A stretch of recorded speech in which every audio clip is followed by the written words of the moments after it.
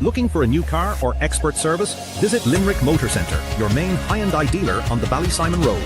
A proud family business for over 30 years, we're Ireland's longest-serving Hyundai dealer. With sales, service, parts and finance all under one roof, our dedicated team delivers value, expertise and customer care you can trust. Call 061 417 141 or visit limerickmotorcentre.ie. Limerick Motor Centre, driving with you for over 30 years. The impression of the game you get out with what you put into it's like a walk of life. If you're good enough, go out and get it, no more about it. Not so much control in the centre of the field from Kilkenny as Richie Bennett sends it high and over the bar. Your mother sends you down to the shop for a pound's worth of goods and she gives you 50 pence. You can't get the pound's worth of goods, can you? Just about kept in. Oh, well done, Seanie Buckley. To do that to Tomas O'Shea, he deserves to score from here. One of the highlights of the Sunday game. Limerick went out there from the word court today. No more about it. They made all the running, that was it. Put the ball over the bar and the back of it, and that's it. No ifs, no buts. Is there much time left? We have a couple of injuries. Here comes Kieran Curry. Curry leading the charge of the right brigade. 45 metres out. He's a chance to score. He's put it hard. He's put it over. There's no sympathy in this game for anybody.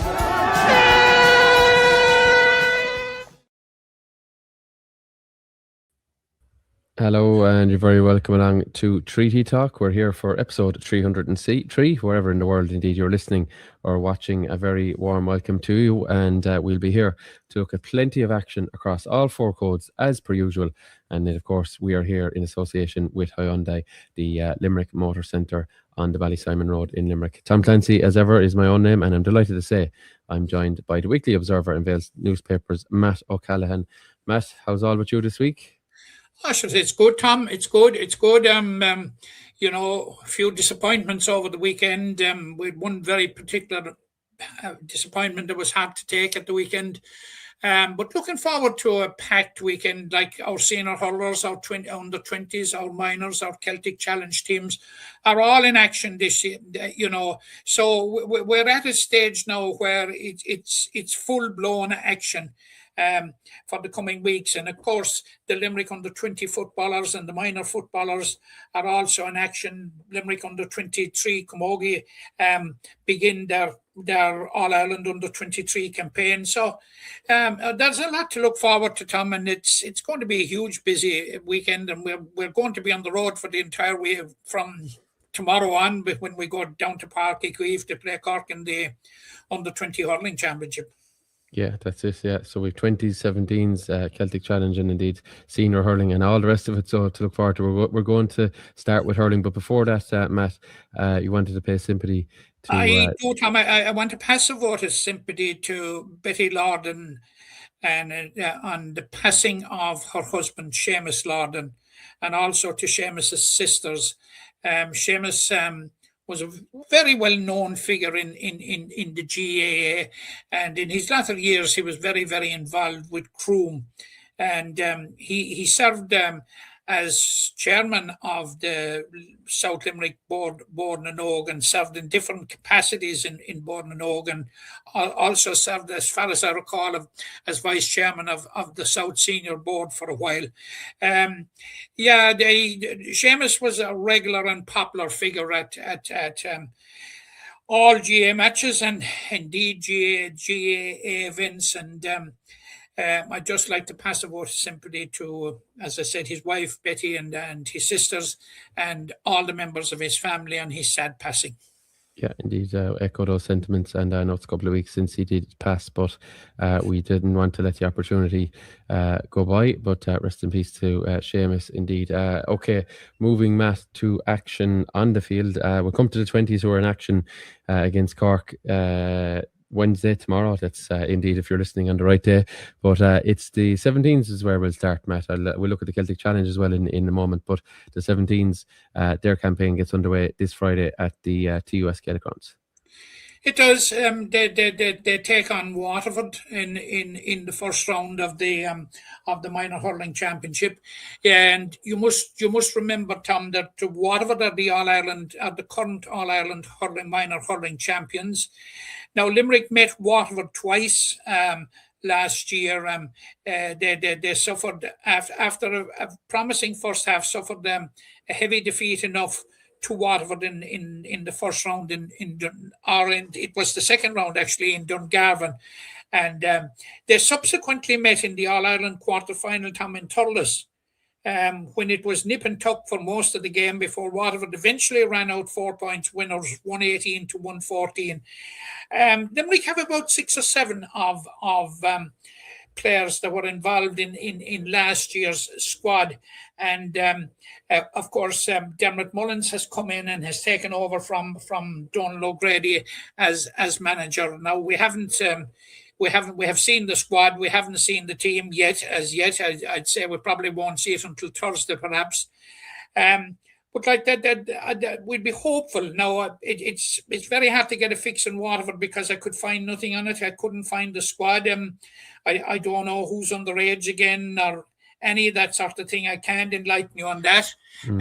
Cormac Spain, who's their star last year, as far as I know, is overage. So, that was what I was trying to establish, but I established then that he was not on the under-20 squad. Yes, that was a bit of a surprise for some people. Yeah, we don't know the reasons, but yeah, he was the star minor player last year. Because fellas like Harry Quinn and those who were involved last year have made the transition to senior or to under 20 for Waterford. So I would have thought that Cormac Spain would be probably one of the first names. So the suspicious part of me was, suspecting that we might see him lining out on Friday night. But you seem to be of the opinion that he's overage. Yeah, that's my understanding. Is he was his last year at minor last year. Now I don't have that a concrete fact, but Tom, I'm not totally enamored with the minor hurling competition as to set up. We have 5 counties taking part, with 4 counties going through. I'm not entirely enamored with it. The way I look at it, I see your point in regards, the lack of jeopardy. Yeah, but I think it's being viewed more than ever as a development platform. Whereas the old minor system, straight knockout, going back maybe 15 or 20 years when there was very few second chances, if any, it was more cutthroat, and maybe someone decided, well, there's an awful lot of effort and money being put in these teams that they probably need their chance, and players will, I suppose, falter a day in the odd day at minor level. So there's probably a bit of scope in that to give them more opportunity. They are, as I said, that year younger than. Yeah, that's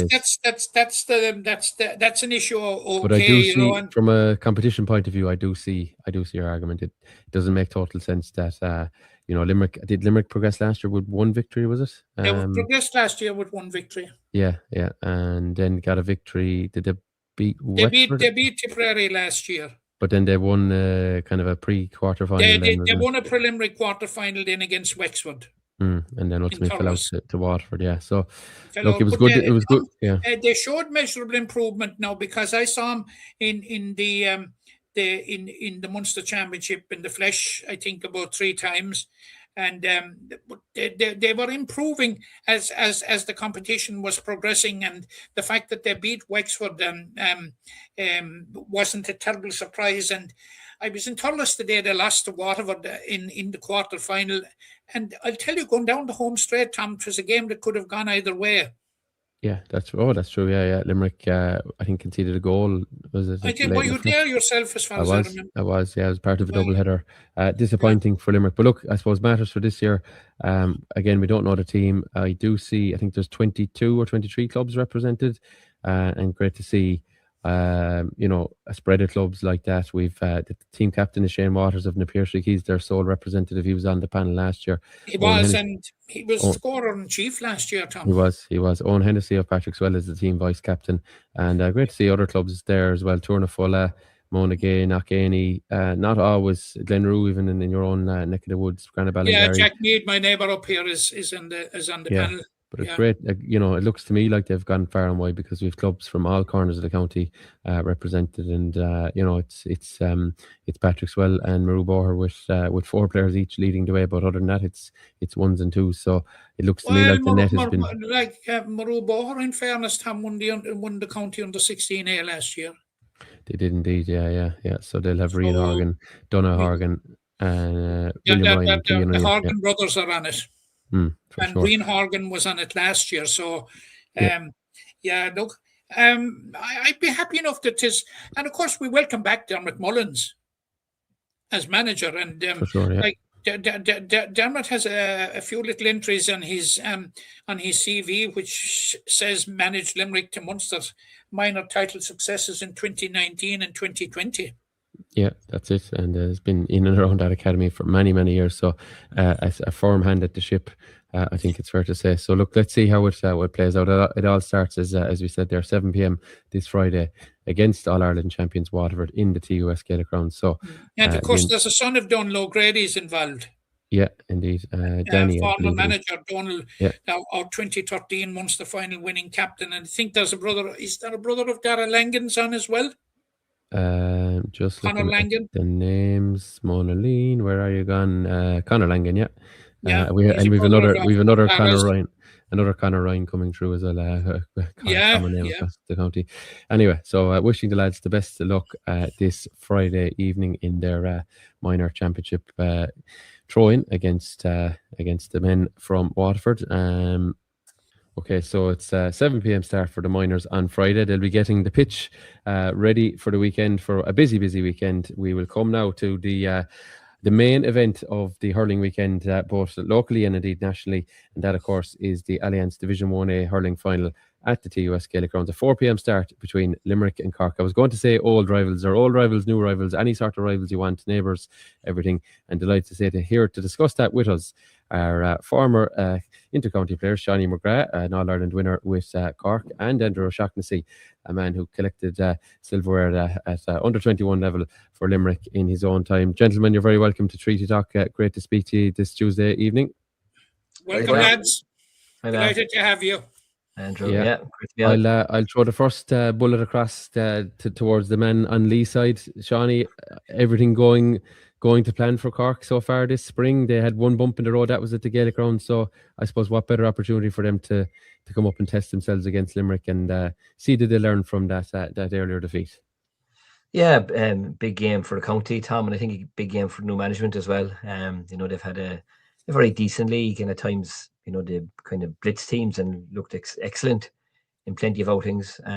Probably got back down to earth a little bit against Limerick then in the Gaelic Grounds. It was a difficult second half for them. I thought they did very, very well in the first half, albeit they were missing a good few players. But in the second half, Limerick looked really impressive. And I suppose the last game against Offaly was a small bit, with respect to Offaly, a bit of a dead rubber. But, they did well away from home against the likes of Kilkenny and Galway as well. So I think Ben will be reasonably happy with the outings throughout the league campaign. But the big test is Sunday. I mean, it's 2 weeks out from championship as well. A really difficult assignment away to Tipperary. And it's hard to kind of gauge exactly what Ben is going to be looking for. Obviously, there's silverware at stake, but he's hoping that fellas will come through unscathed and injuries will be okay, because it is all about championship. But it's still a league final. We got a good bit out of winning last year's league, because obviously it put us in good stead going into the Munster Championship. Just didn't have enough to get over the line in Croke Park in the final. But with silverware at stake, that both teams will have to go for it. But it is tricky as well, because championship, as I said, against Tip 2 weeks later, and then the following week they play Limerick at home. There's plenty of hurling to be done in the month of April. It starts next Sunday. It'll be a difficult game for both sides, and I presume both teams will go for it. But as I said, championship around the corner, it's difficult to gauge at the same time. Yeah, point well made. Andrew, you're in the camouflage there. Are Limerick getting out of the long grass? There seems to be no long grass for Limerick this year.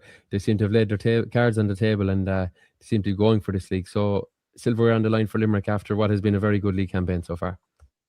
Yeah, we could argue it's been a good league campaign so far for both Limerick and Cork. As Seanie alluded to they've been playing at a nice tempo. The league is going very well. You take the result against Limerick with a pinch of salt, because they were trying a lot of players there as well. And similar enough for Limerick, the league has been going well. Obviously, they started with their first loss, but other than that, they've been motoring along nicely. And I think both teams obviously going out to win it, because it's getting so close to championship. You have to aim to win it to just get a kick on into championship and carry that into championship. But equally, both teams are happy with so far how they've been performing and where they are at the moment. So I don't think a loss is going to be detrimental to either season this early. But again, the flip side of that is, from a Cork perspective, they're playing Sunday, then they're out tipping 2 weeks, and then Limerick another 3 weeks. So it's all going well for Cork, but at the end of April, it couldn't be going so well if results go. It's a hard one to predict. Limerick start the year same as Cork, like they want to do well in the league, and I think Limerick are looking with a view of the big gap between the end of the league final and their first round down in Cork. So they'll probably get more out of it. They'll probably put more into it than Cork would. I'm not too sure. Like it's a very hard one to call, and you're saying the benefits of it for both teams, winning or losing. It's really hard. I'm sitting on the fence with this at the moment. Seanie, how is a win for Cork nearly more important to finally banish the ghosts of last year's All Ireland final? Yeah, maybe so, Matt. I mean, again, maybe so. To Andrew's point, I suppose the difficulty is like that. If you lose, morale and that sort of buzz you have within a camp when you're winning is lost a little bit. And if you win, then players have to get back down to terra firma, back down to earth very, very quickly, because the tip game is huge. I think the game as well, apart from the result, will be important, Matt, from the point of view of some personnel. Throughout the league, maybe there was a feeling on Leeside after last year that we needed to get full back right a little bit. Not that Owen Downey is a poor player; he's an exceptional player and is well worth his place in the side. But no matter what sort of way the game has been changing, Matt, it still is a specialised position. That full back position, whether there's 3 or 2 in the full forward line, it's just different. It's hard to even describe it. Sometimes corner men just can't play full back. So Cork went with Kieran Joyce the last day. Maybe surprisingly outside the county, but there was a feeling within the county that he had the makings of a really good full back. He wasn't hugely tested, even though he struggled a little bit at times against Offaly. But it'll be big now on Sunday, like who will be on.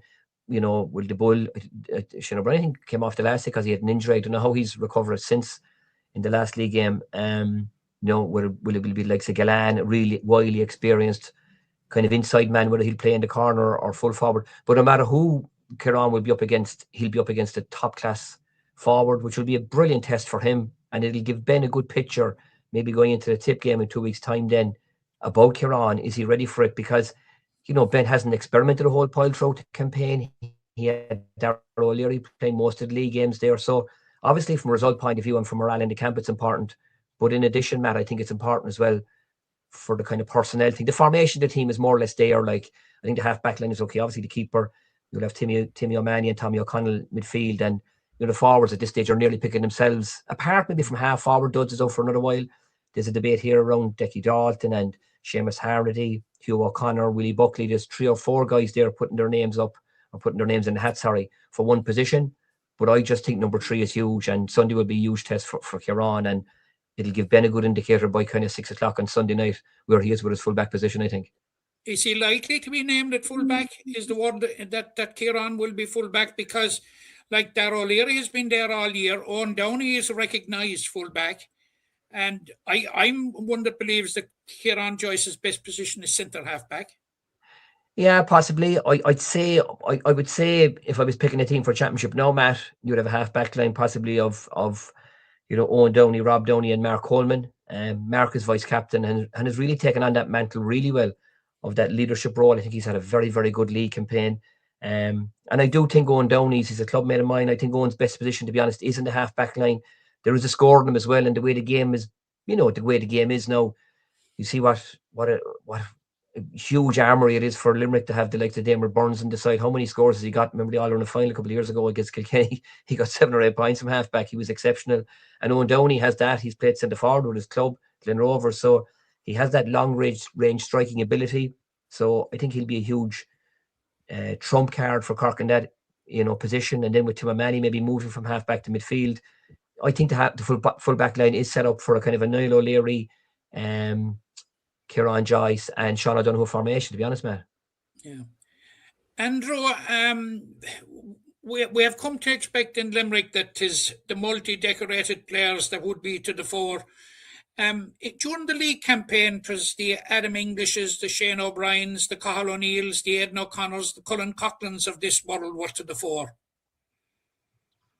Yeah, and that's what you need, because that's the biggest argument against the Limerick team. The decline is that they're still going back to the same people, going back to the well, the old reliables, and you need any team, any organisation, you need a constant impetus of new blood. And the 4 or 5 boys that just named there, Matt, they had stellar campaigns, they had good campaigns, or consistency, and that's what you want. You don't want a stand-up performance for one match and then just here and there for next match, they actually consistently throughout the league performed, and that you want. I say the last match was against Galway, was Aidan O'Connor's first match where he didn't really shine as much as we've seen heretofore. But again, that's understandable as well. That's a learning curve. Back to Seanie's point then about, I think Owen Downey is probably well suited for half backline, because as he says, he defends. Of course, he's defending, he's no problem. But then he's given that impetus of long range points, and if you can score like Dermot Bullins does some distance, that just automatically engages that your half forward line, the opposition half forward line. Thinking about scores, they actually think about defending, and that's unusual for a forward because no forward likes defending. So if you can put a half back line, Limerick's half forward line on the back foot by having to be conscious of Owen Downey getting the ball and popping it over from 60, 70 yards, then that's a massive advantage. I think both teams have the personnel to do that. So again, they'll make for an intriguing battle. Yeah. Andrew, do you think the way Limerick have approached the league has been markedly different than 12 months ago? I certainly do, in regards to, there's a number of players in the panel we haven't seen. They've been on the bench, or they might have been in around it, but they haven't seen much game time. Whereas other years it was so much chopping and changing. Yes, there has been changes this spring, game to game, but it hasn't been as considerate. It seems to be like they're trying to build up a bit of a head of steam, and as you said it from the outset, okay, they lost to Waterford in round 1, but the results and the performances, I think, have shown that maybe there's a bit of success here because of the continuity of the selection week in, week out. Yeah, but you can argue that both ways, Tom. Like, so they kind of settled with a 15, 18, 20 players that they're focusing on, but equally then, if you get more game time into everyone else, it turns around. Whatever happens this season, go, geez, the league was great, they blooded a load of players, got a lot of experience, and it's send them to a good reason in championship. But then if you don't blood them and you stick with the same reliables and they win, you go, geez, you're proven right. But if you don't win, then you're saying you stuck with those reliables and you know what you get with them. So it's a hard act to balance. Like, you want to get, so the last day Cork against Limerick, they blooded 7 or 8 players. They didn't get the result, but those 7 or 8 players got good exposure to high quality what Limerick are like. So who's to say that wasn't a benefit to those players as opposed to playing your starting 15? So again, the league has been good for Limerick, but again, it's only judged good at the end of the year when you look back on it, and it's hard to say it's been good now. You're just saying what people expect you to say. So it's hard to judge, to be honest. Yeah, it's a fair point. I suppose whatever happens come July will dictate how we review the look at the league. Seanie, the big change in Cork, obviously, in the off season was the manager. I take it from the outside, 2 very different men, 2 obviously very passionate hurling men, 2 men who know their stuff, but 2 men who bring completely different energy and I suppose even different thinking to things in Cork. So it's probably brought a new impetus to Cork on and off the field. Yeah, like, I suppose maybe Ben felt after last year and the year before, Tom, that he just needed to certainly give a different impression, from the outside looking in. I think when you're within a camp, I think people will see the real Ben, which is extremely passionate about hurling, but a fantastic mentor and a guy that's very, very, will put the arm around the shoulder and will be very supportive of players. I think maybe people on the outside then see a real, kind of hard type guy and, saying things in the media to ruffle feathers a little bit and put a little bit of pressure on sort of officials. But, that could be part of his plan, maybe just to kind of, build a little bit of steel and give the impression maybe that, he doesn't want his players to be, whatever you want to call it, whether it's a soft belly or whatever, I'm not sure. Certainly maybe when you lose 2 All-Ireland finals in a row, the team is obviously naturally going to be labelled a little bit like that, Tom. Whatever about the first year, I thought they were desperate and lucky against Clare in 24. Last year in the semi-final, it's just natural that fellas will say that with all the hype, and we were nearly as guilty ourselves internally as people outside, maybe in the Dublin media, writing stuff about Cork. Locally here, we felt that we had a huge opportunity and a great chance, and maybe we built the team up too much. So Ben is probably trying to change the optics a bit, and certainly in some of his early interviews, he was talking about tackles, and he was talking about maybe letting things go a little bit. No doubt resembled a bit of his own playing career. He was obviously played with him for a number of years. He was an exceptional hurler from a skill levels point of view, but he was never found wanting himself and never shirked responsibility on the field. So his management style is similar, but I just think there's a softness to him as well. And I think players, when they get to know him a bit more, he'll be desperately supportive. You could see, I know some of the lads that play with him under 21, and he won an All-Ireland, obviously, with the side to beat Offaly in the final. But I know some of the young players that were involved with him that time would absolutely die in their boots for him. Like, and you only build up that sort of respect if you have respect coming from the other side. I think Ben will have huge respect for his players, will build up a huge morale and, kind of buzz inside in the camp. And I wouldn't say, like, while he kind of gives the impression of being different to Pat, they're both the exact same, really, Tom. They're exceptional hurling men. They're very tactical and astute. But Andrew will know from any dressing room he's been in as well. It is about passion as well. It's about work rate. It's about the principles being right, first touch. Defenders that will defend with their body the line, and then scorers that can get scores. Those principles will never change in hurling. And Ben, the same as Pat, will have really instilled in his players that sort of hard work ethic and, as I said, making sure those principles are right. And to date, he's done a great job. But obviously, with Sunday as well in the championship around the corner, he just has a tricky couple of weeks to balance now. It would be fantastic if in 3 weeks' time we were able to say we won the league and beat Tip in the first round. None of us have that crystal ball, but that's the hope, that we can win the next 2 games and set ourselves up then for Limerick coming to Cork on the 26th of April. Yeah, it's a pretty treacherous waters for Cork in regards of, for everyone really at this time of year. But to have Limerick, Tip, and then Limerick once again, I mean that's as challenging as it gets in a lot of people's eyes, because obviously Tipperary, as we know, are All Ireland champions. Limerick have been thereabouts for 8 or 9 years now, so it's really going to test the panel in Cork, test their game plan and test their resolve, because there will be bumps along the way. Of course, they're capable of winning all 3 games, but there's likelihood to be bumps even within those games. Yeah, I agree, Tom. I mean, again, we're on Cork and Limerick. I just think Tip have had a lovely league from Liam Call's perspective. There's they're the men in the camouflage, I'd say. What? They're the men in the camouflage, not Andrew. They're No, I think they're the men in camouflage. No talk, nice and quiet. They've had a couple of lads that have been playing well. Cathal O'Reilly, Conor back. I like to look at him. I saw him a couple of years ago. They've had a bit of talent coming through, but nothing that's really stirring the imagination. And I'd imagine with no league final, the last few weeks and a few weeks to go are going to be really, just I can imagine the type of session that's going on inside in Sympathy Stadium. They'll come to Cork and they'll be going out to prove, I suppose, as well, Tom, that last year wasn't a flash in the pan. Personally, from his perspective, and Mikey Bivens proved that they're a top-class management crew, and really put the pressure on Cork. Because if Cork lose the first game, Tom, Limerick coming down a week after, we showed a couple of years ago when we lost our first game. The game down against Limerick, where Hoggy got the penalty, was on the back of 2 difficult previous games. So Tip will be coming down to really drive the nail into the coffin and put pressure on Cork for that Limerick game. So an interesting couple of weeks to go. Sure. Seanie, are you absolutely satisfied that the Cork attack has settled down into life post Patrick Horgan? Well, I think, it's very, very hard to replace players of his ilk, Matt. I suppose the biggest thing over the last number of years, maybe if Patrick's scoring ratio from play had, dipped ever so slightly, was his free taking was always exemplary. So a huge thing for Cork was the replacement of that reliable free taker. And I think at the start of the league, Alan Connolly was doing okay, but certainly as the league went on, he really found his form. And just as I said to Tom there a while ago, I think that's the likes of Ben, who's a free taker himself. They're the little things I think that Ben has shown with his players. He's been desperately loyal to Alan. Maybe after missing a few in the earlier rounds, fellas might have been saying, he could have changed it. He could use someone else, Dara Fitz or someone. But that loyalty has been rewarded. I think Alan's frees have been brilliant the last couple of games. So I think that replacement of a good free taker, obviously championship is different to league. Alan will have to prove it in championship as well. But if Alan can get his 8 or 9 out of 10 ratios bang on, that'll give us a good that'll give good confidence to the team, because a reliable free taker. Andrew was a great free taker himself. A reliable free taker is huge for any side. And then outside of that, we've had a couple of players that have shone well in attack. Hugh O'Connor isn't a heavy scorer, but he's a very, very hard working half forward. Matt, he gets fantastic. I'd say he's a great player if you're playing on the inside line, because he's always looking for the inside line, nice and early, fast deliveries.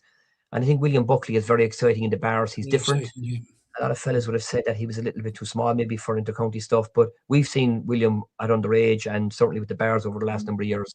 He's a super talent and he's just different, and sometimes someone different bucks the trend a bit and it excites the crowd. So I think from a forward perspective, Ben, I think, will know his 6, and I think he's got a couple in reserve now that he'd have been happy with their league campaigns to date. So.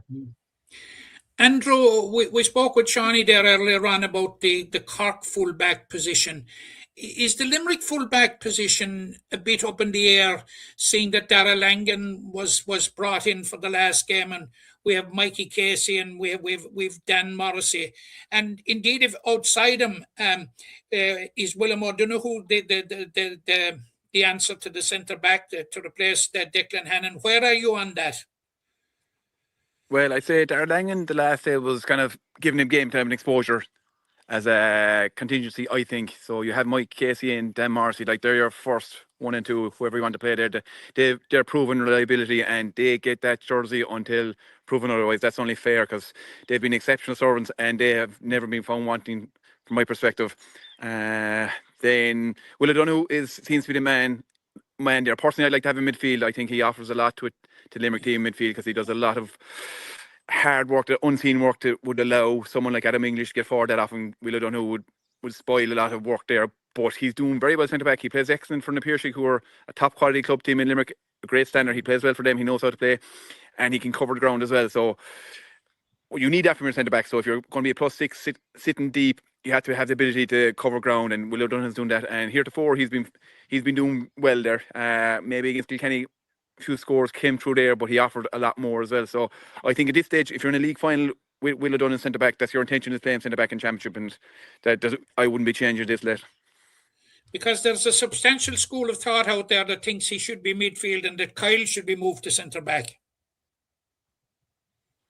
Look, but if you have Dermot Burns, Will and Kyle centre back, like that's a phenomenal big centre back half back line. You won't be going over them. You have to run them, and Cork have proven they've tried that once or twice and it works if you get it right. But if it doesn't work, then you're swallowing everything up. So I'd be happy enough to have your big physical half back line go over us if you can, but then that's the quality ball going into full forward line that Cork wouldn't be as good, and go run us and drop us, pull us out of position if you want. But again, that'll come back to the midfield and half forward line covering back in them. So it's you're damned if you do, damned if you don't. We're not one to question like the John Kiley and Paul Kinnock. They know what they're doing. We have to trust them what they're doing, and they've kind of set out their stall early. So it kind of says this is what we're going with. It's up to you to contract us, and sure. That's Cork's job, and they will certainly be up for that. Yeah, Seanie, I'm conscious now you're heading for maybe a training picture somewhere around Cork. Have you ever seen demand for maybe last year? Ian Cork saw the demand for a league final, but now I know some tickets are gone on general sale on Ticketmaster. But the huge interest that is surrounding this fixture, it seems to be no matter what iteration and no matter what competition it's in, there seems to be this Limerick Cork rivalry seems to be really at the top of the GA3 at the moment. It's phenomenal to see, and I suppose long may it continue. Yeah, absolutely, Tom. I suppose we were reared in a diet of big rivalries with Tip and Kilkenny, and certainly in the noughties then the kind of Cork rivalry with Waterford started to take off. But over the last couple of years, this is savage stuff between Cork and Limerick. I mean, there's obviously huge respect between both sides, but you could see what it meant last year. I mean, even half time between Kiley and Pat Ryan in the Munster final, and it just it was epic. I've never seen it rarely at a Munster final where it just both teams left everything out in the field. It was incredible stuff, and right down to the penalties. In actual fact, I actually think that game did a little bit of damage to Limerick. They didn't have the same kind of recovery, and the Dublin game after, they were just so lethargic and flat. I was at the game and I couldn't get over how flat Limerick were, and it was just this exerted so much energy to try and get over that line. It just meant so much to them, and obviously both teams knew that they had the cushion of still being in the championship if they were beaten, but no way did they want to kind of obviously lose or sort of give up the bragging rights. It's almost like that at this stage between both sides. It's becoming phenomenal stuff, and Andrew mentioned some names there like Dermot Burns and Kyle Hayes. Obviously on the Cork side then you have the Downies and you have Dara Fitzgibbons, there's games and players that I think in 30, 40, 50 years time their names will still be remembered for incredible exploits in the field. And again, back to the penalties, I mean, I've never seen drama like it was an awful way to lose. I'm against it completely, but from an excitement point of view, it was incredible. You could argue maybe that some of those Cork hurlers and Limerick hurlers, but certainly Cork, because they won, maybe the Irish soccer team could have done with them the other night against Chechnya. They showed so much resolve, a bit more nerve than some of the Irish footballers. But for amateur players, I mean, it was just incredible, the energy to be able to go for extra time and then to take a penalty at the end of it.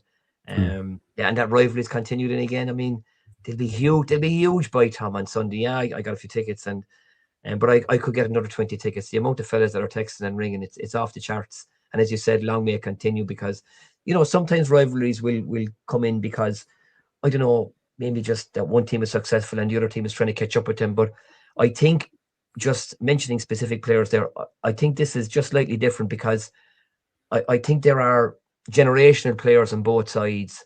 I just think Hayes is phenomenal. I've never seen a player like Kyle Hayes in the half-back line. Never seen a defender or a forward, like Aaron Gillan, who can be anonymous for 50 or 60 minutes and in the twinkling of an eye can change a game. And I'd be worried from Cork's perspective. I think Aaron had an okay league, but as it went on, he got better and better, and he was brilliant the last night against Galway. And again, just to my own crowd, I think Brian Hayes is our next superstar. Like, he's got everything really from physicality and skill, and he's so. Don't worry, we still have nightmares up here about that man. Yeah, he's a fabulous player though. Like, so I think crowds go to matches obviously to support their own teams, but I think the neutral goes as well to see players, the likes of Hayes, the likes of Burns, the likes of Connolly, the likes of Kyle Hayes as well. I just think those special players add something to the ties. Yeah, we won't ask you for prediction. That'll be foolish. But I suppose we are expecting another classic. I mean, just as you were talking there, my mind was thinking of, I mean, was it 2023 in the Gaelic rounds? There was only a score, and these are championship games now. There was obviously that Hoggy penalty, the All Ireland semi-final. Okay, last year Limerick blitz Cork, but then Cork come back in and win the Munster final. I mean, it just seems to be epic after epic. So there's probably little reason to think that Sunday can't be in and amongst that company. So I think you're right in that it's really one to look forward to. So I know the clock has beaten you, Seanie, but it's been great to chat. We'll hopefully cross paths on Sunday in some shape or form, and as I said, we'll then be heading to Leaside next month in the middle of April for another Titanic battle. Come on, Tom. Great to be on. Thanks, Matt. Okay. See you, Andrew. Thanks very much, Sean. Andrew, you're still outside the gaff there, holding the fort. Getting cold. Yeah, getting cold.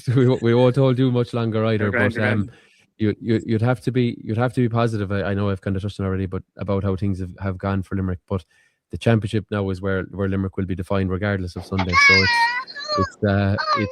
it's going to be a treacherous waters for Limerick with regards to the two away games, first in the form of Cork and then Clare.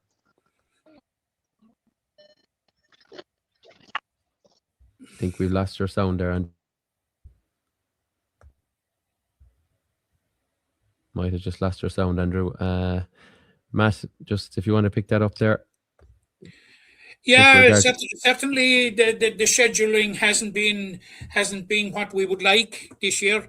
Especially having to go to, as you said at the outset, having to go to Cork and Clare, which is a very, very tough start for O'Shaughnessy McGrath. Was talking there earlier on about the tough start for Cork, having to go to Tipperary and then entertain Limerick in the second round. We have equally as tough a start having to go to Cork because of having a bye in the first round, and then having to go to Clare in the second round, because there's no doubt, Tom, whatsoever, Clare are a wounded animal after last year. And we will get a small bit of an insight into them on Sunday when we see them in the Division 1B final. Now, it will not be an almighty guide, but at least, we'll see how they're coming together. But certainly the scheduling has made it quite difficult for Limerick. They have to be on their toes and on the mark right from the get-go, because, take a worst-case scenario. Were you to lose the first two games away, in serious trouble, having to face the All-Ireland champions still in the Gaelic grounds and Waterford, I'll tell you, you'd be very, very much in the back foot. Yeah, Andrew, I think we've your sound back there, but some gremlins in the system. Do you want to pick up that point? We're just kind of briefly looking ahead to the championship. So again, like a championship, you're saying it's good championship or good league for Limerick and Cork. Equally has been good league for Tipperary, good league for Galway, as in they got a lot out of it, they learned a lot about it. Yeah. Equally, no one's talking about Clare. They had a nice unhindered division or League 1B. They were fine, they're hurling, getting the system right. And then you always have Kilkenny, Galway, in Leinster, you cannot write anyone off. But the biggest problem for championship is Munster championship, as we always say every year, it's dog eat dog. You cannot predict who comes out. If Limerick don't come out, you say, geez, I could see that. They weren't going well. If Cork don't come out, say, oh, right, they didn't do this, but you can pinpoint, but it's so hard to predict who's going to come out. And similar enough with Leinster Championship. So, it's a great championship for a supporter. It's not a good championship if you're watching your own team and you're not going well, but it's for a neutral and just watching the sport, it's fantastic. It's hard to predict. Yeah, it is. One other point, Andrew, I just want to pick with you, and I kind of wanted to ask Seanie about it. He mentioned even management's getting involved last year. The new rules, new rule, I suppose, has come in now with regards to descent. Obviously, there was a descent rule in hurling already, but now 30 meters, management can get pinged. So I suppose players and management alike they'd want to, I suppose, sharpen up with regards to discipline, because it could prove costly. I mean, if a manager gives away a free for shouting or a mere forna, it's a 21 meter free, and you know that could cost teams as this year rolls on. It's bad enough doing that for players on a field, giving out grand, but for management, it's nigh impossible. It's unfair, I think. Whatever, I don't mind. It's something needs to be done. Trial it in the league. Don't put it into league final and into championship. That's not fair, but they're going ahead with that. Players just need to be very conscious. And literally, I was at a match last week, an underage match, and a kid gave away a free, and he literally shrugged his shoulders and he got a yellow card, and the ball moved forward. And that's not the answer either. I know it's all about discipline. Right, start at underage, but you don't start at inter-county senior level, because they're the elite of the elite. So they know how to conduct themselves invariably. They know how to influence referees. That's fine. But where'd you draw the line? A clear and obvious dissent, or just giving out yourself about it or something? It's a hard line, and I don't really. I see the basis behind it, but I don't agree with the timing of it and the implementation of it. Yeah, that's a fair point. You'd imagine at the weekend now that things will be hyper sensitive as well. So of all weekends, this weekend is the one where I guess management, players alike will want to watch their P's and Q's, I think, because you know, referees are going to be conscious that this is now in the ether, you know. Exactly, and especially with the league final, I want to be careful then, because whatever happens, we carry it through to round of championships. We don't want to miss a round of championship either, just for something minor. Yeah, for sure. I hope you've managed to fare out with a few tickets in the scramble, Andrew. Is that the case? Are you heading there? I know you've smallies as well, like, and probably lads interested. Can of them there, yeah. I'll just wait. I haven't checked my Ticketmaster yet, but hopefully I will. Yeah. I got Seanie. Yeah, exactly. We give him a bell. Are your youngsters interested really in hurling? Are they really buying into this? As a lot of kids now, we see so many kids going to league games in particular. Are they really getting into it? Just into all sports, and that's what you want. You don't care, hurling, football, rugby, soccer, whatever. Once they're out and active and they're not in front of a TV screen time, that's the main thing. And they're enjoying themselves being outside in the garden and going playing matches and stuff. That's all you want. Fantastic. A former college's mate of yours, his son captained South Limerick to win the Mackey Cup during the week. You probably saw that, Andrew. Morris O'Brien's son, Rice. News to him. So look, Andrew, we've taken up plenty of your time there. You've even stepped out into the elements this evening for us. So great to have you. Great to be chatting to you again. We may cross paths as well in the Gaelic Ground Saturday. We'll enjoy the game. Hopefully, a green victory coming out of it. A good game. That's all we want. Good game. That's exactly it. Yeah. Thanks, Andrew. Thanks very much, Andrew. Okay. Yeah. Cheers. I'm not sure did he fully pick you up there, Matt, but you said what you said, Morris O'Brien. South Limerick won the Mackey Cup during the week. It's a prestigious primary schools competition, and South Limerick won it, and Morris's son was the captain, Reese. Very good. Yeah, well, congratulations to South Limerick in that regard. Matt, I didn't ask you too much about the match yourself. Will you be heading in for it? It's going to be. Yeah, I'll be heading in, Tom, and hoping for the best. Yeah, I know. I'm very near the bragging rights here on the border, and I crossed the border so many times in the week that. Yeah, no, that's true. You have to keep the sunny side out, regardless now of what happens. But Limerick aiming for a fourth league title under John Kiley. Obviously, our record year in year out hasn't been that consistent for various different reasons, but. That record in itself, if it could come to pass, four leagues since 2019, that would show a sign of 5 All Ireland, 6 Munsters, the All Ireland, and a Munster and All Ireland under 21 was then. So for John Kiley, not bad. I don't think John Kiley has anything to prove. No, indeed not. We won't shrug our shoulders at it. We do always welcome silverware. For the Green of Limerick. So let's see what happens in the 70 plus minutes. But a 4 p.m. start for that one, preceded by 1:45 p.m. start between Dublin and Clare in the Division 1B final. Tickets, I think just about a few left as we were recording, but more likely will be gone very soon. So opportunity for basically a sellout league final at the Gaelic Grounds in Limerick. Okay, Matt, sure, look, it's a special day. They're the games that you want to be at, you know, and the last league that Limerick won was a bit of a non-event when they breezed past Kilkenny down in Cork, and I think the previous one to that was when they beat Clare in a game that doubled up with a Munster Championship game because of COVID. So, look, the build up to this one is great, and having it here in the Gaelic grounds is fantastic. Yeah, it sure is. It's hard to believe, Tom, that it's 46 years since Cork and Limerick met in the Munster final. They've met in the league final. In the league final. And they've met in 4 previous league finals, and Cork have won all 4. Yeah, were they all in the around 70s and 80s, Mark? I didn't actually have 69, 70, it was the home final, 71, 72, 70, 71, 72, and 73, 74. And then 79, 88 was a draw, and Cork won the replay, and both games were in Páirc Uí Chaoimh. However they managed that, they definitely owed a twist or two, it would appear. We were touching on underage as well before the lads kindly joined us.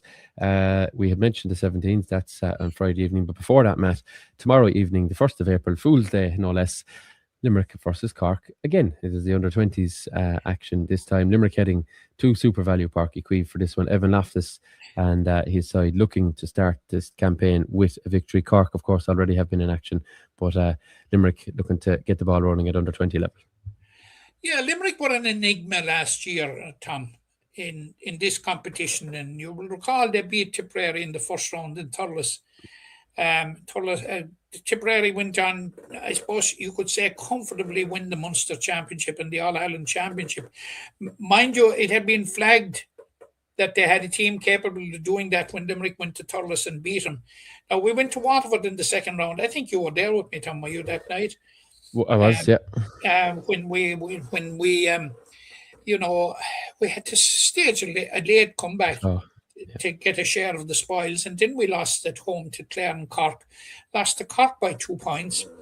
Now Cork have the advantage going into this game. First of all, they've home advantage in Páirc Uí Chaoimh, but they also have the benefit of a game with Tipperary in the first round. Limerick had a bye in the first round, and they lost to Tipperary 121 to 22 points. So, the stakes are much higher for Cork on tomorrow night than they are for Limerick, because a second defeat will leave Cork with a lot of catching up to do, Tom, to make it to the knockout phase. Yeah, with the knockout, and this is top 3 as well, isn't it? It's top 3. It's one goes through to the final, 2 and 3 play a semi-final. Yeah, it mirrors the senior bar that in regards to 2 versus 3. But it is top 3 is the target. So just with the Limerick team, Matt, some familiar names from last year, some new faces as well there. It's captained by Conor Ryan of Ahan, and I know. Well, Tom, I'm very pleased to see there are 3 Ahan lads on the team, and there were 3 guys. You probably heard me saying it before, that impressed me greatly in the Limerick Senior Hurling Championship last year. They were the 3 teens from Ahan. I tell you, people must have been listening to me doing commentary saying, will this fella ever stop talking about the 3 of them? Because Jack Cosgrove... They were absolutely fantastic, Tom. And we're talking about Jack Cosgrove, we're talking about Conor Ryan, who's been named as captain of the Limerick team, and John O'Connor. They were a revelation, Tom, actually. The 3 of them now. Jack Cosgrove featured for Ahan up in the attack. Now I see him, he's gone back to his more customary right half-back position. Yeah, I think it looks to me like Evan Loftus, who was minor manager when Jack was minor. I think that's where he played him there as well. It was wing or centre-back, wasn't it? So he's obviously keen on him in that position at this level. So interesting. And another thing that struck me now, I would associate Robert O'Farrell as being a right half forward for most of his career. And he's gone into the corner to make way for John O'Connor.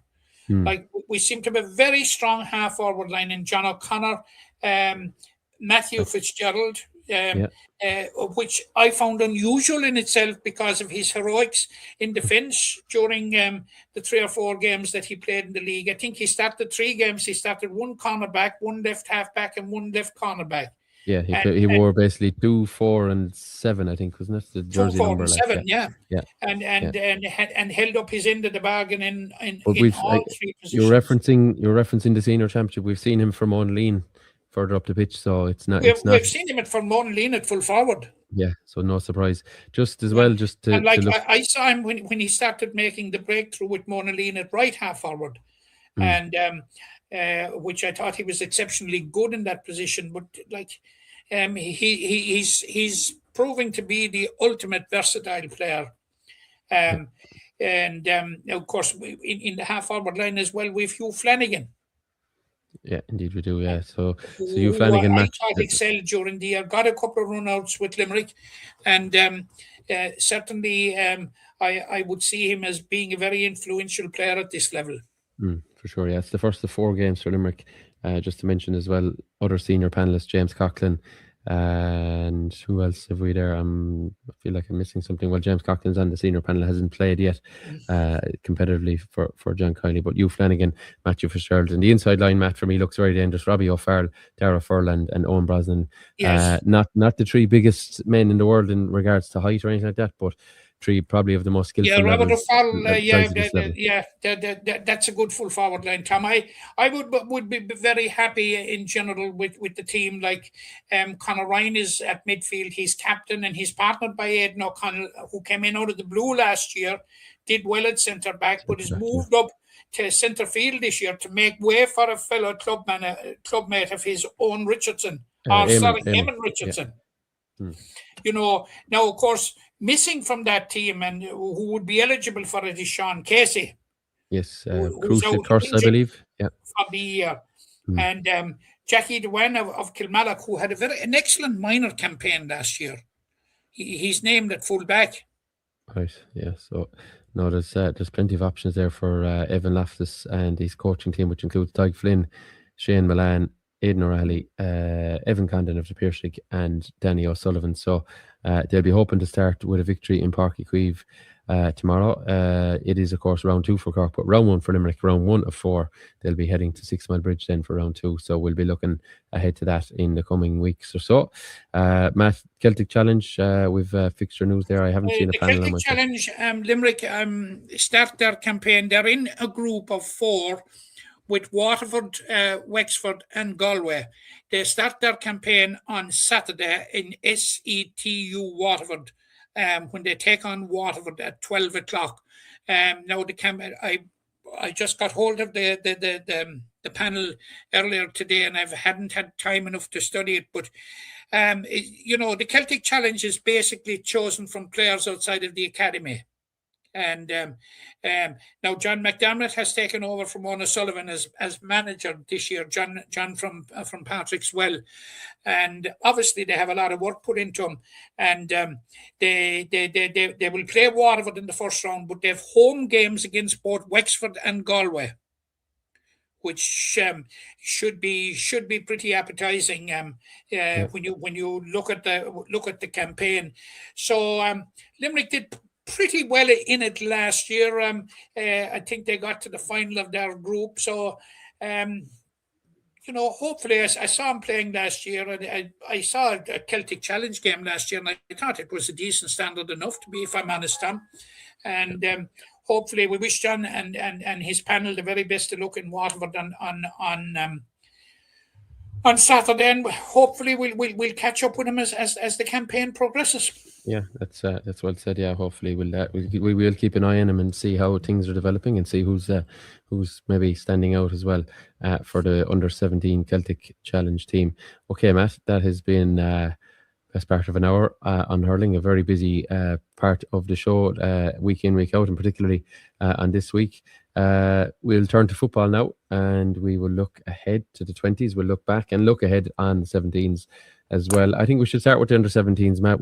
I think so, Tom. A bit doom and gloom on football last week. The ladies were relegated, the men's were relegated, the 20s knocked out, but the 17s, Matt, have I suppose planted a bit of a flag, and they've got their campaign off to a winning start over in Latin against Tipperary. 1-9 to 1-5, a 4-point victory for Gareth Noonan and his young Chargers.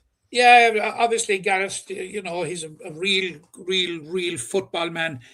He's done a great job, Tom, and you know, I suppose the preparation was exemplary, and I think the you know, the biggest section of that preparation was taking part in the Leinster Minor Development League. And just to recap, they beat Kilkenny in that, lost to Carlow, but it was enough to qualify for the Tier 2 final where they defeated Wexford. And there is nothing like lifting silverware to boost confidence, Tom.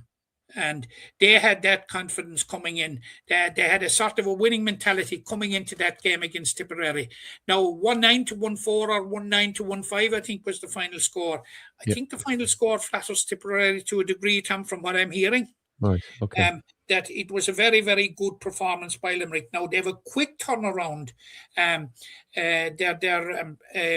They're in Mount Collins on Monday evening. Both our football teams are in Mount Collins this weekend on Friday evening and Monday evening. And I'm absolutely delighted to see Mount Collins and venues like Mount Collins getting matches like that. Now, they're facing a Clare team, Tom, that were beaten last night in the first round at home in Quilty by Waterford. Yeah, by 3 points, isn't it? Like Clare's backs are really to the wall in this one, because if they lose a second time, they're effectively out. So and the converse is true for Limerick. Limerick win a second time, and they're through to the Darrell Darcy Cup final, as well as being through to the second phase of the Munster Championship. Yeah. So yeah, we wish Garrett and his team the very, very best of luck, because certainly they are a bright spot on the horizon for Limerick football. These haven't been great days for Limerick football, as you said, but you know, if you probe behind the circumstances, especially of the senior team, and I don't want to hog it anymore, you know, there are jolly good reasons why we're playing Division 4 football next year, and most of it is outside of our control.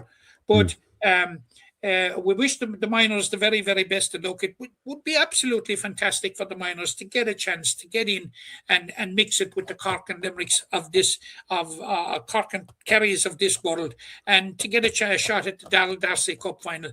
We won the Darrell Darcy in 2023. Yeah. So it would be nice to take it back to Shannonside again. It would indeed, yeah. So a victory over Clare.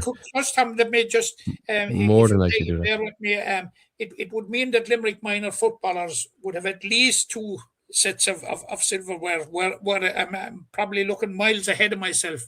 If they were to win Monday night, get through to the Darrell Darcy Cup final and win it, they'd have lifted 2 pieces of silverware. I don't think it has ever happened. Right, yeah, very fair point. But plenty of hurdles to jump before that. But starting with Clare, who were beaten, as you say, by 3 points. Yeah, sorry. Clare will be a wounded, dangerous animal. Make no mistake about it. Yeah, apologies. Yeah, it was 1-9 to 1-4 that Limerick won that one. It was Sean O'Flynn, I believe, who got the goal, and he top scored alongside Charlie McCarthy, who kicked 4 points for Limerick on the day. So well done to those lads, and well done indeed to their entire team on the victory over Tipperary. Any day you're beating Tipperary in the Munster Championship is welcomed here on Treaty Talk. Matt, the 20s are, I was going to say, dead rubber. It's not a dead rubber for both teams. It's not a game that Limerick can do anything with, bar win and try and get a bit of confidence into themselves. Clare can't do anything with it either, Tom, for the simple reason that they're through anyway. Oh, sorry, yes. Because Tip and Waterford have to meet, and they're the other ones on 2 points. Yeah, I have you. So there's no jeopardy whatsoever in it for Clare. All Clare will have to do is build a bit of momentum, and you know, unfortunately for Limerick, they've lost the 2 games, and I suppose what's a small bit alarming about it, Tom, is Limerick lost by 8 or 9 points to Waterford. Yeah, and Waterford go again, Matt. They lost by 10. 10, yeah. And Waterford were very, very comfortably turned over by Clare in the second round last Saturday. 112 to 6 points, I think. Yeah, that's it. Yeah. you know, that'll give you an idea. But you know, just for our viewers and listeners, the situation for Limerick is Limerick are out of the championship, but they're not finished. Irrespective of the result on Friday evening, they will take part in the under 20B football final, the John Kearns Cup, the following Thursday evening. They have won the John Kearns Cup for the last 2 years, beat Waterford in both years. Now, who they will face in the John Kearns Cup final, I don't know. Probably if I was a betting man, I would say Waterford again. You think Waterford? Okay, yeah. So Waterford are playing Tipperary in the other game. A draw is actually enough for Tipperary. We'll see them through on scoring difference by just a single point, but a victory, a draw will do Tipperary in that regard. A victory needed for Waterford, who have shown decent, showed a decent performance against Limerick. But yeah, as you say, it could indeed be. You know, interestingly, they beat Clare in Quilty. They're after doling out. You know, they beat Clare in Quilty last night in the minor. Yeah. It's not every year that Waterford would win at both minor and 20s. It's probably not every year that Limerick do either, to be fair. But Waterford have already done that this year, so credit to them. But you may feel in all likelihood that Waterford might just miss out and heading back to a third consecutive trip to Mallow for the Munster under 20B final. But anyway, Limerick will, as you say, look to build a bit of confidence, look to build a bit of, I suppose, bit of momentum ahead of that final. And maybe yeah, it'll be all about performance. And the last day in New Win, John O'Grady had to plan without his fullback Matthew O'Connor, his centre back Andrew Carney, and his left halfback Stephen Carney. I don't think they're related. Stephen is from St. Sinnans, Andrew is from Monaleen, and Jose Azaparde, who was on the bench, was also on the injured list. Now, I don't know what's the state of their health at the moment, whether they're fit to face Clare, but John will be looking for a performance, because were they to go on and win the John Kearns Cup or the Munster B final, they would get a shot at an All-Ireland B championship. You will recall, we got through to the semi-finals in the last 2 years. I think we lost to Westmeath in 2024, and I think we lost to Monaghan last year. Yeah, it was a Monaghan or Fermanagh? No, Monaghan. It was the minors played Fermanagh. Yeah, it was Monaghan. You're right. So look, the minors played and beat Fermanagh. Yeah, that's it. Okay, so that's the under 20s football action, and indeed the minors. The seniors, we have, I suppose, Park for now. We'll be looking ahead to their Munster quarter final against Cork, who were beaten in the league final themselves at the weekend. So we'll come back to that next week. That's it on the men's football front. If we head over towards the ladies' action, the Limerick junior team or the Limerick senior team, whichever, they're heading back to Division 4, Matt. Unfortunately, little fruit from their labours in the league. They were beaten at the weekend, making it, unfortunately, a clean sweep of defeats. But they'll have the Munster B Championship to look forward to in the coming weeks. The Munster B Championship to look forward to, Tom, and in the All-Ireland Junior Championship to look forward to.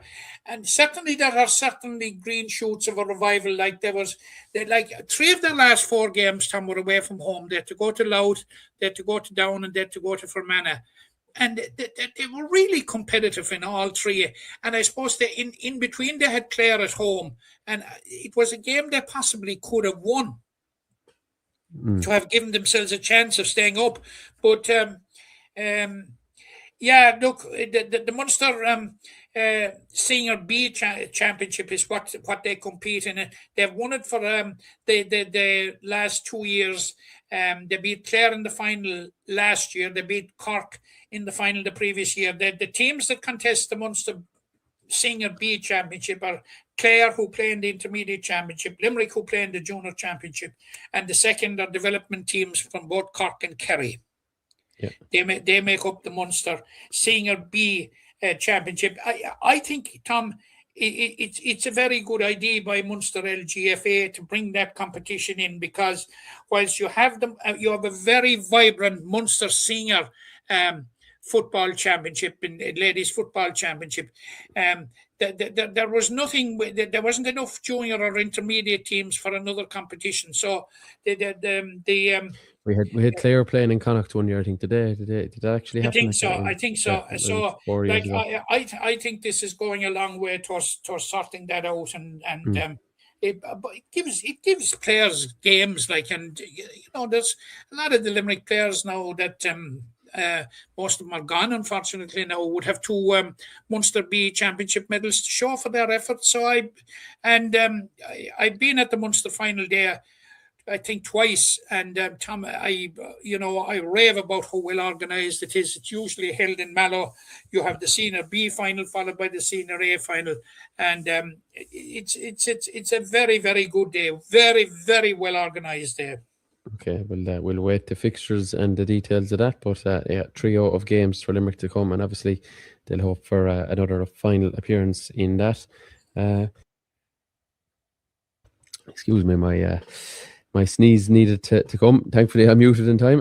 Matt, the Camogie. Yes, Tom.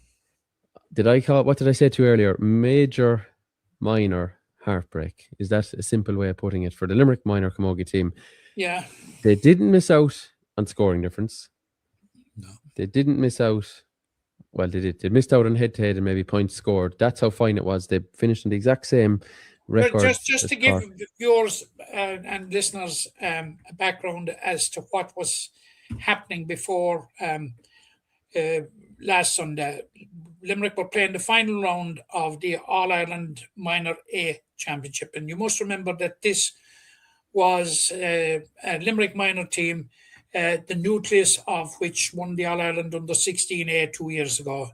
Now, they were down 2 key players. They were down Eve Cleary for the entire campaign.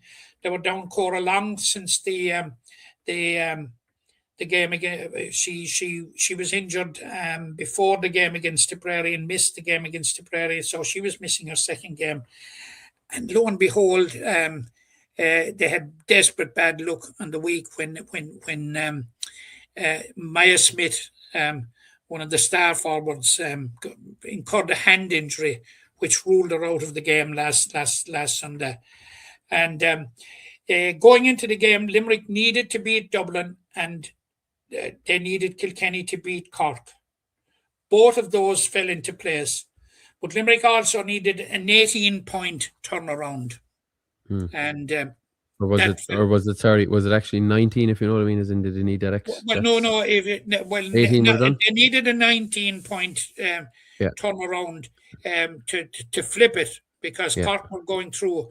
And Limerick won by 12 and Cork lost by 6. And if my maths are correct, 12 and 6, 18, that brings the scoring stakes to basically 0 between the two counties. Yeah, it plus 6 for both of them. And it means that Limerick go out in the head-to-head. But what is the galling part about it was the Cork goal that closed the point to 6 came in the 63rd minute. So the game was finished in Limerick, or in Mungret. Limerick were 12 points up, and the news had filtered through from Cork that Cork were down by 9 in injury time. And then lo and behold, the body blow came through that Cork had got a goal and Limerick were out on scoring difference. Yeah, so just to put the table up in my own, I suppose, to read out the table, Kilkenny won it, Galway second, Tipperary third, Limerick and Cork then would say effectively tied fourth. Cork had 2 wins, 3 losses, as had Limerick. Cork had scored 80 points, conceded 75, so it was a plus 5. Limerick scored 65 and conceded 60. So both in the head-to-head and maybe points scored, that's how tight it was. If Limerick had scored another point effectively in any one of their games, we had 10 wides. We had 10 wides on Sunday, and played poorly in the first half, I thought, Tom. Left Dublin, dictate the terms of engagement for much of the first half. Turned over at half-time, a point down, and So basically won the second half by 13. They won the second half by 13. They won it by they won it by 13 because Dublin only got a point from a free in the second half. That was their sum total of what they scored in the second half. Tom, it's hugely disappointed because they're an excellent group of girls. They certainly didn't get the rub of the green. Like in the Munster final, Cork got 2 shots at goal in the second half, in the entire second half, and got 2 goals and won the final by a point.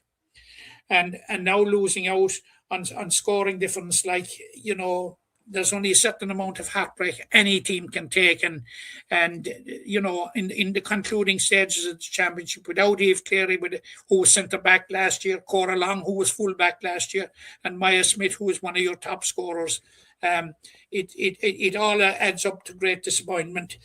Caitlin Ryan was in fantastic form, scored 11 points from frees from all angles.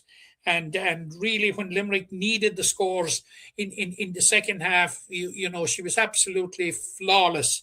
And of course, Caitlin Ryan turning in performances like that, Tom, is nothing new to us. She has been totally consistent right up through the under-16 championship, through last year's minor championship, and again this year. But, you know, fair play to Dermot Ryan and his management team. They've done a great job with that bunch of girls, and it is such a heartbreaking end into the campaign. Now, had they got through, they would be playing Kilkenny in the All-Ireland semi-final, and they've already beaten Kilkenny this year, who are the All-Ireland champions. Right, yeah. So it just shows it is even when they were under 16, that grade between the 4 or 5 counties that we're talking about there, it's been ultra competitive. Limerick obviously did their bit, won the semi-final at 16s by, was it a point or 2? Won the final by a point. It's been so competitive. It's just Limerick's turn to I suppose be on the fringes of that, but by really the narrowest of margin. So that's the real disappointing thing, is they were all so close. And I couldn't believe it on Sunday when a friend of mine texted me to say what had happened. I kind of quickly filled myself in the news, and it was just you couldn't. I'd be as good as anyone to take defeat, but I just couldn't take it on this one. On this occasion, people will probably thought I was going to half mad in Mungret, but look, Tom, I was so disappointed in the circumstances. You know, had if there was 4 or 5 points in it, you'd have said fine. You know, we weren't good enough. Like, but you know, to do the business, and it's still to come up short on a technicality like. Yeah, frustrating. Some of these players may be involved into the near future with the under-23s who are in action at the weekend. They will, but they're not eligible this year, Tom. I checked it on Sunday. Oh, they're not? Okay, right. That's my understanding, is that they're not eligible this year. And, you know, there are some of them that David would be very, very happy and to promote Orna Barrett. Like, she came out from full back, and she was out around the middle, like, and the amount of ball she got on, Tom, was phenomenal. She scored a point, and you know, it made such a difference. Tara Hines was excellent at cornerback. Caitlin Ryan, you know, Hazel Horgan. There are so many. Amber O'Sullivan Hunt, like, like, if you ever saw a busybody on a camogie pitch, she certainly is it. You know, full of energy and full of go, but. There are a number of players that will transition very quickly, not just to the 23s, Tom, but to the seniors. I would say now the under 23s are out this weekend. They start their All-Ireland under 23B campaign. There are 5 teams in Limerick's group. Our friends from Antrim, Wexford, Clare, and Down, with 4 teams qualifying for the semi-final. Now, we travel to Antrim. When do we do anything else? This Sunday, to take on Antrim at one of those very playable. I was just going to say, Matt, I think I've been there before, or maybe I've never been there. I don't know. T, B, and C. Tis a field. Tis a venue that Google Maps can't even find. TBC. Is it something like to behold camogie, or to? I don't know what is to behold. Anyway. It's to be confirmed anyway at 2:00. Now, Limerick are travelling up with 7 senior players. Right. Tresdor, Eamon O'Donovan, who has had an excellent campaign, having moved from minor last year to senior and really has adapted in senior. Donna Kenny, Lisanna Boylan, Laura Southern, Ellen Hessian, and Sarah O'Brien. They're all seniors, but Antrim have 8 seniors. Right. 8 seniors that were involved in the senior panel. So, you know, You'd imagine it's going to be competitive. Like, we have 5 of what David would regard as his 6 starting forwards, I'd say. Okay, not too which bad. is very, very interesting. And like, if we were to get off to a win, I'd be very confident, Tom, that we're going to make it to the semi-final. At the end of the day, we'll have 4 games, and I think we will make it to the semi-final. Now, one of the we're at home to Clare on Friday week in the second round. Yeah. It is. Yeah. And we're away to Wexford, and we're home to Down in the final round. Okay. So I would hope before Down come to Limerick that we would have our business of qualifying done. But we wish David the very best of luck with his squad. He has a strong squad. I named the seniors, but there are a number of players. There are other players like Cléna Ryan who have also played senior. There's a couple of more senior, and Nadine White has played senior, but they're just not involved with the senior team this year. Now, there are a number of players like Carla Griffin who were involved in it last year. Kieran Enan is another player that's eligible and that played senior. So, yeah, look, it's a strong-looking panel, Tom, and I think in the context of the season for Camogie and Limerick, that would be very, very important that they get a good run. And I'd be pretty confident that they're going to get a good run in the under-23B competition. Yeah, so if you're telling me 4 out of the 5 come out, Limerick, despite not playing in round 1 in terms of the other day, they're actually well positioned because Down took an awful hammering from Wexford, 7-18 to 6. Clare defeated Antrim 2-11 to the 3-6. Yeah, tight game there in fairness, but looks immediately either Wexford are very strong or Down are quite weak, because Down were at home as well there. So potentially Down could be the team to prop it up, but Limerick will want to get their business done early, get the 3 points on the board on the road at the weekend. Oh, we'll be waiting for nothing, Tom. We should hit the ground running next. Yeah, for sure. Okay, that's it in terms of Camogie. Unless there's anything else that I'm eluding. We've always so much that the brain will be scrambled after an hour or so. Anything else, Matt, that's his catch your eye this week? just Monday, Tom, and tis only academic really. Limerick played the final round of the under-16A championship when they entertained Cork at TBC. And surface will be ruined there. Yeah, Limerick have lost the 4 games to date. Lost narrowly to Kilkenny, lost narrowly to Tipperary, lost very heavily to both Waterford and Galway away. So it's just Limerick's second home game, 3 away as usual. But yeah, they're just finishing up their season, but they can go nowhere. Okay. Well, disappointing season, but hopefully they can finish it on a high this weekend. Matt, anything else at all on your agenda? Anything else? What's grinding your gears this week? Oh, no. I'm kind of okay this week. You know, I might be better by about 6 o'clock Sunday evening.